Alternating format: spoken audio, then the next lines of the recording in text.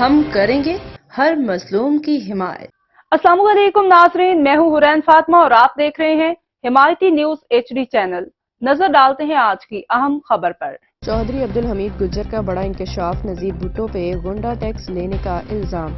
مویشی منڈی کے مسائل بے نقاب، کراچی ایشیا کی سب سے بڑی مویشی منڈی جو ضلع ملیر میں واقع ہے شدید مسائل کا شکار ہے۔ چودھری عبدالحمید گجر نے انکشاف کیا کہ نذیر بھٹو اور اس کی کابینہ جن میں MC اور DMC کے عہدیداران شامل ہیں مویشیوں کی رجسٹریشن کے نام پہ غیر قانونی فیس وصول کر رہے ہیں۔ انہوں نے تمام ڈیری فارمرز کو اپیل کی ہے کہ وہ کسی بھی قسم کا غنڈہ ٹیکس ادا نہ کریں۔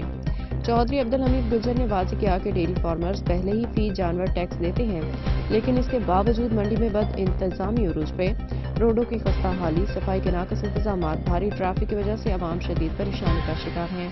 بیماریوں میں اضافہ ہو رہا ہے، منڈی کے اطراف کا ماحول مزید خراب ہو رہا ہے، لیکن کوئی پوچھنے والا نہیں۔ انہوں نے مزید کہا کہ پیڑی میں اضافہ، ٹیکس وصول اور توڑی کے بڑھتے ہوئے ریٹ کے سبب ڈیری فارمرز کی مشکلات میں مزید اضافہ ہے۔ اس تمام صورتحال کا ذمہ دار نذیر بھٹو اس کی کابینہ کو ٹھہرایا گیا ہے۔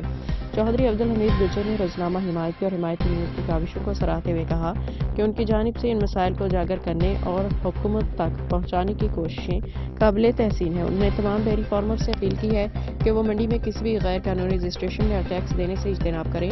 حکومت سے مطالبہ کیا گیا ہے کہ وہ فوری طور پر مداخلت کرے اور ضلع ملیر کی مویشی منڈی میں درپیش مسائل کو حل کریں تاکہ عوام اور فارمرز کو ریلیف مل سکے۔ احمد دین حمایتی کی رپورٹ۔ اب تک کے لیے اتنا ہی۔ مزید خبروں اور اپڈیٹ سے باخبر رہنے کے لیے دیکھتے رہیں حمایتی نیوز HD چینل۔